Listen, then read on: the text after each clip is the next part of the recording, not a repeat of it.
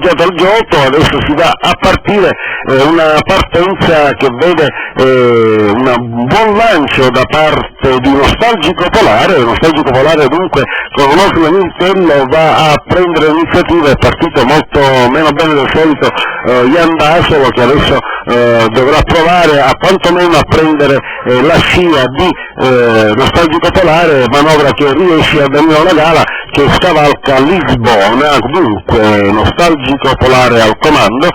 Jan Dasolo nella sua scia, Lisbona in terza posizione, poi a seguire per linee esterne Mayotte Brib che adesso prova a venire avanti, mentre in corda alla quarta posizione c'è il numero 11 di Beccio Blitz. I cavalli transitano davanti alle tribune con Nostalgico Polare che ha preso un buon vantaggio nei confronti del gruppo che viene tirato da Jan Dasolo che non riesce a tenere la posizione, al suo esterno Lisbona ha già intrapreso la seconda corsia in anticipo su Mayotte Brib, poi a seguire di Beccio Blitz, insiste Lisbona per linee esterne, mentre il nostro Militello dà di frusta con Nostalgico Polare che sembra reagire discretamente ai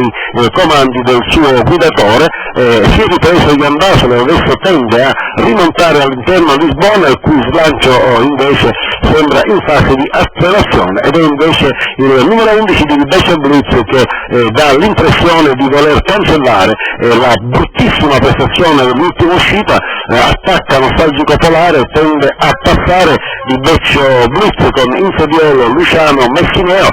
sposta adesso Jan Dasolo in anticipo su Lavinium che è riuscito a farsi sotto dopo una risalita sicuramente molto avventurosa. Il Beccio Blitz non è evidentemente quello dell'ultima volta, una vittoria assolutamente limpida nei confronti di Jan Dasolo che è secondo, mentre per il terzo posto probabilmente non ce la fa Lavinium, ma il cavallo al suo esterno che non abbiamo riconosciuto,